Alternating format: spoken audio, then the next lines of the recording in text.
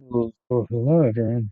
What I have here is I've created a simple chat room program using a server and client. So, what we're going to do here is we're going to start off by launching the server. Right, server started there with all zeros for the IP address to allow for um, every IP address to be able to connect to the server. And so, we're going to launch both clients here. Right.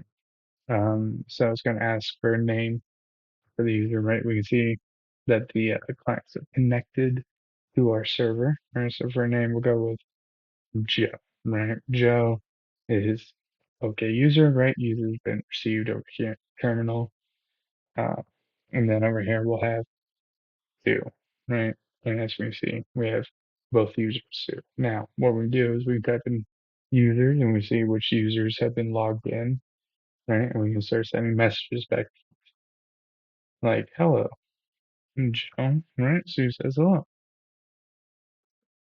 Joe, right? Now, if Sue decides to leave by using exit, right, has been disconnected there, right? Now, Joe can still, keep sending messages, right? Hello?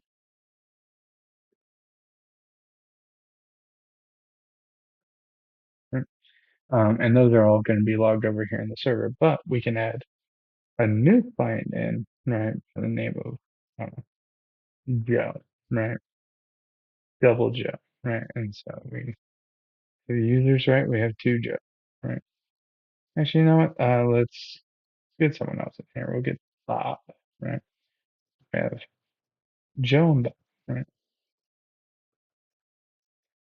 Right.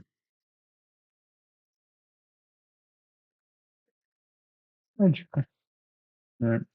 And so we're able to have multiple clients connect, right? We have people able to leave and reconnect with different servers and or different ports.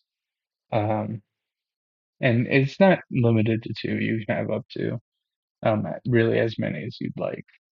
But yeah, there we go.